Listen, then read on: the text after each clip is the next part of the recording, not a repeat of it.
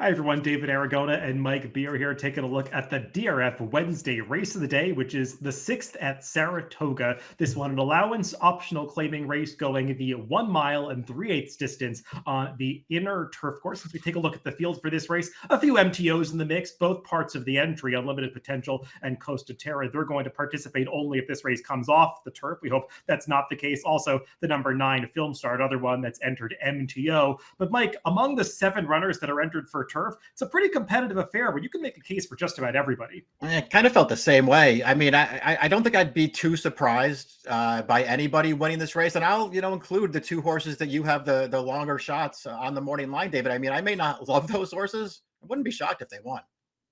With this being the DRF race of the day, do note you can get free past performances for this race and every single DRF race of the day. Just create a free account at DRF.com, head on over to that race of the day page, and you get free classic, formulator, and Timeform US past performances for all races of the day. Let's take a look at the Timeform US pace projector for this marathon turf allowance. And Mike, these are always kind of difficult to read, unsure how jockeys are going to be, which jockeys are going to be aggressive in races like this. And the prior pace figures these horses have run, sometimes not so relevant going these longer distances because the intention of the riders is so paramount to who's going to make the front in this race.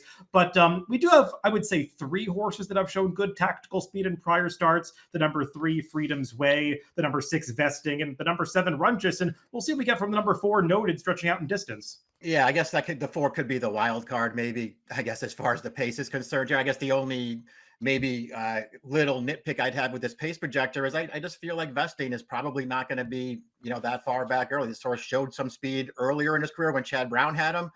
His first start for Maker, David, they put him on late. I know the pace wasn't fast, but he just went wire to wire. I doubt they're going to try to raid him here. He's got speed, and he's got a stablemate in here who wants to make one run. Yeah, Vesting would be a confusing horse for the pace projector, which tries to average the recent pace figures because he's tried different running styles, going to the front, coming from way off it. Recently, going to the front has worked out, so I'd imagine, as Mike indicated, they're going to try to do that again. Let's go through this field, beginning with number 2, Catch a Wave, who is the inside most drawn horse entered for the grass. And Mike, this Chad Brown trainee, relatively lightly raced, was improving with every start during his 3-year-old campaign last year, but then had his campaign cut short last summer. He was off for almost a year, but came back last time against some common rivals. He'll meet again here, and I thought ran pretty well off the layoff. Yeah, I did too. I thought he did show some real potential last year, and I just liked his return. I know he didn't wind up winning that race. I know he got bet in that race, so maybe the connections really thought he was ready to go 1.5 miles, but I just felt like getting stuck on the outside the entire way and then getting a little tired in the late stages there. I thought all in all, it was a really nice return to the races. And this horse, he's got a chance to be pretty good. Yeah, that was a race where it felt like inside position really enhanced horses' performances. And as you said, he was stuck 2 to 3 wide most of the way. And also, that was his first start after being away for so long. And I found this stat for trainer Chad Brown kind of combing through Chad's statistics and DRF formulator. And we think of Chad doing so well first off the layout, but it's hard to get horses ready to deliver a top performance going these longer distances. I looked up 10 to 12 furlongs, second off a layoff of 240 plus days or 8 months or more. Chad does really well. 5 for 13 is a small sample, but 38% win rate, and he's had some prices win in this sample with a $6.54 ROI.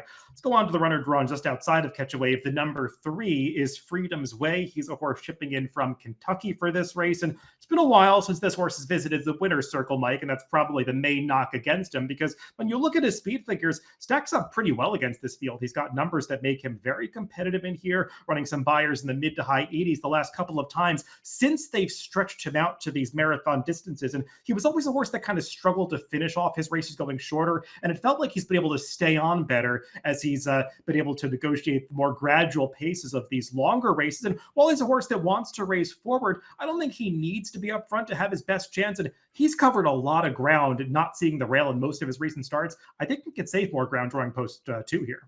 I think the thing that I'd like, first of all, I do like his last 2 races. I mean, I think those races do give him a chance in here, but I think the thing you probably like most about him is it does feel like there's a good trip coming for him in this race. I feel like my only, little issue with him, and the reason that I didn't like him as much as I thought I was going to, David, is I thought he got a great trip 2 starts back at Keeneland going 1.5 miles, and he just wasn't good enough to win that race. And I thought he got a good enough trip last time too. I didn't see any excuse for him in those last 2 races, and I'm not sure that this race isn't tougher than those two. My read on those last 2 races was I thought that race was kind of coming apart too back when Mutaawid was closing from way back, and we'll talk more about him in just a bit, and he actually held off that horse for second. And the last time out, I thought he was ridden with maybe too much confidence. We're not being asked into the late stages. He's, of course, you kind of have to get rolling early and kind of got swallowed up at the very end. So we'll see if the trip works out a little better for him in this race. The number 4 is Noted, and he's kind of the one horse that needs to prove he can still run races at a level to make him competitive here, because he was a pretty good 2-year-old, Mike. Hasn't really stepped forward since then. He did earn a victory 2 back, but that was in a race rained off the turf onto the main track. His recent turf performances definitely leave something to be desired, but maybe stretching out for the first time will help him. Yeah, I wonder if it will. I don't know. I want to try to stay positive on this horse. Like you, it sounds like I felt like he had a little bit of potential as a 2-year-old. I really liked some of his races, and for whatever reason, he just hasn't gotten any better since then. I don't know, man. I spent a long time looking at this horse and trying to talk myself into him, and I didn't quite get there. But again, as we talked about in the Open, I wouldn't be surprised if he ran really well in here and was competitive. The number 5, Crystal Quest, is a horse that's going to be trying to stretch out to a marathon distance like this for the first time in his career. But just in terms of his level of performance, Mike, he's arguably the horse with the highest ceiling in this race because he's run competitively against Stakes Company. He's earned buyers in the mid to low 90s. And he ran pretty well in the last race that we'll take a look at behind Wolfie's Dynagos too. When that horse shows up and runs his top race, he's awfully tough to beat even at the graded stakes level. And Crystal Quest was closing for second behind him. Also, there wasn't a whole lot of pace going on in here, and I think you do have to give Crystal Quest a little credit for at least passing some horses in the late stages. And Mike, when I look up this pedigree, I think he's got some influences to suggest that going this long could be okay. He's got a half sibling, Tis a Giant, who could certainly handle these 3-turn marathons. Yeah, the added distance was sort of the least of my concerns with this horse. I think he'll be fine over it. His last race was okay. First of all, I was shocked to see Wolfie's Dynagos name back in the PPs. That was my first takeaway.